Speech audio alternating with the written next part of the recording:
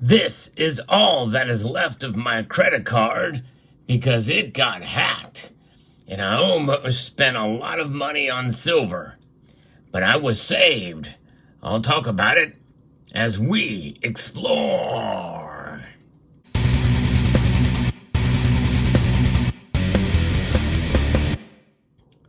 I don't know how it happened. Well, I have a general idea, but this video is not necessarily about security and online security, although I think there's an element to this that we should all be aware of. You never know what could happen. As careful as we may be, two-factor authentication, having very secure passwords and the like, hacks can often happen not from user error, in other words, vulnerabilities on your part. Sometimes it happens on the back end. Of course, with a big major credit card company, they're not going to tell you that there was an exploitation that occurred on their end until it's way down the road, until the damage has already been done. And as such, usually that's the way it happens. And I think that's what occurred in my case. Who knows? It may make news. I mean, there is, I guess, a very slim chance I may have clicked on something, but I don't think that is the case. There's been times where I've had my debit card hacked into, and I've never used the debit card, never once used a debit card. So it's very interesting to see how these things can be taken. And so just be careful out there. Always, probably is a good idea to have two credit cards, because while you're waiting for the new card to arrive, well, you can use the other one if need be. But I had on subscription the 2024 series of Morgan and Silver dollars. Well, I have a different kind of collecting strategy for these pieces. And, you know, they're obviously made of 3/9 fine silver, but I'm not getting every single year of these. And really, when you think about it, if you want to get annual sets of these coins, well, you were already screwed, because in 2022, they didn't make any. And I think a lot of that was supply chain issues and acquiring the blanks and all that. But it does throw a wrench into collecting date sets of these in the different finishes. So the way I'm collecting these is by getting the multiple different finishes and the first time that they have been issued. So in other words, in 2021, they produced, the uncirculated with all the different mint marks, and then the proof. But in 2023, they did reverse proof for the very first time, and that was it. But I went ahead and collected all the ones for 2023 as well. I can't imagine that they would do any other new finishes, but there is a slim chance that they may do an enhanced reverse proof or an enhanced uncirculated finish. And if that's the case, well, I'll pick those up at such a time, but they're not going to be providing many other options other than that. So therefore, I had signed up for subscriptions for these, trying to just take the stress out of ordering them on the day that they come available for sale. And upon doing that, I forgot to unsubscribe or uncheck the subscriptions. And if I did, well, I forgot about it, or, they re-signed me up. So therefore, I would have bought a whole bunch of silver, high premium silver, if that was the case. And I got a notification that, well, you need to change your payment method because these are going to be released soon. I guess it's the proof Morgan's. I'm not even sure what style, but I turned everything off. And it's a good thing, or else my credit card would have been charged. Now, the thing is they will notify you, I think 30 days in advance for any subscription orders. Hey, you're on subscription for these, and they're going to be coming. But 30 days is still far enough away that you get busy, things happen, like what happened to me as part of this hack. It was multi-tiered. And I think I was started getting what's called a subscription bombing, which means you get a whole bunch of emails of things you supposedly subscribe to, and the U.S. Mint stuff very well could have fallen by the wayside, and I may not even have known about it. Regardless, this is one of those cases where the hack kind of saved me, and I don't have to worry about buying.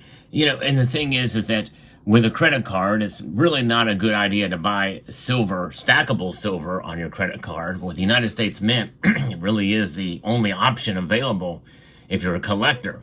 And obviously we know there's different kinds of silver. You've got collectible silver pieces, even if they look like they're bullion. There's different ways to be able to accumulate it. And proof, uncirculated, reverse proof, mintage limits, that type of thing. It's always a gamble when you buy silver like this anyway, because you don't know what it's going to do in the secondary market. You may have an idea at first if there's an excitement with some of these pieces that are released. Well, they go very well in the secondary market. But the numismatic world is as volatile as the price of silver is from day to day.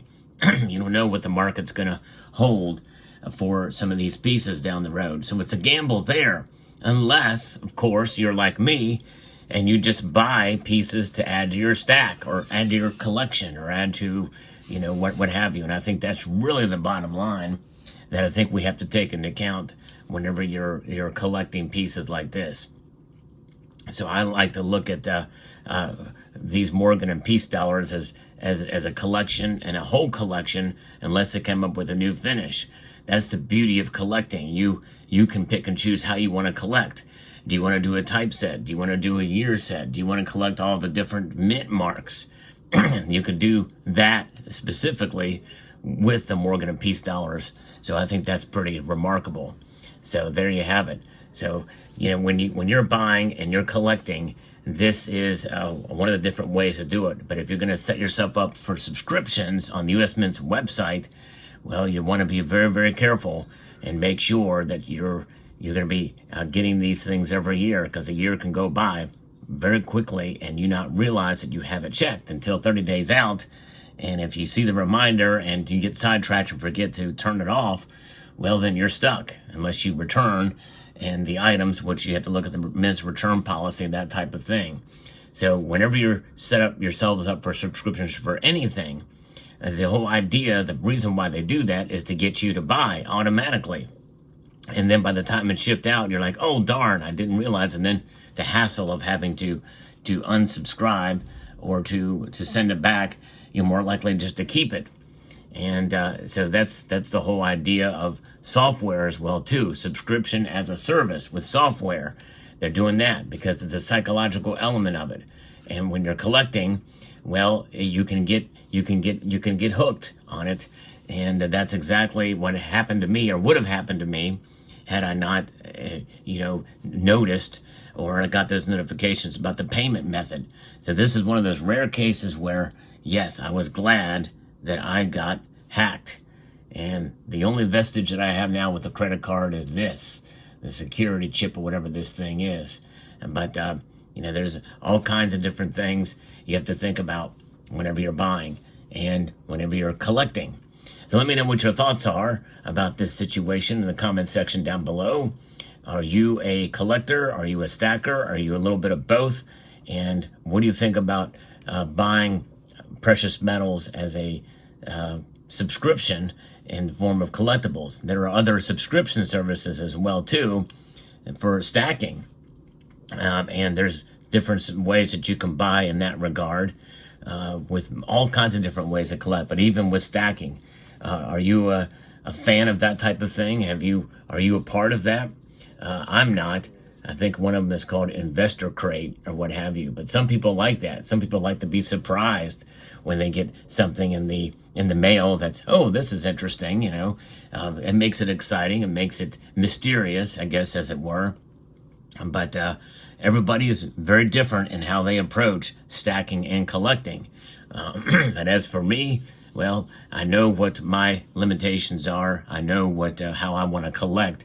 And when you're both a stacker and collector, well, it gives you some options there and how you can proceed with making your purchases. So there you have it. Let me know what your thoughts are down in the comment section below. Hope you found this video informative, insightful,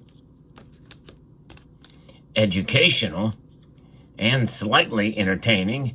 I want to encourage you, so I want to extend a multitude of gratitude and encourage you to please rate, share, comment, and subscribe.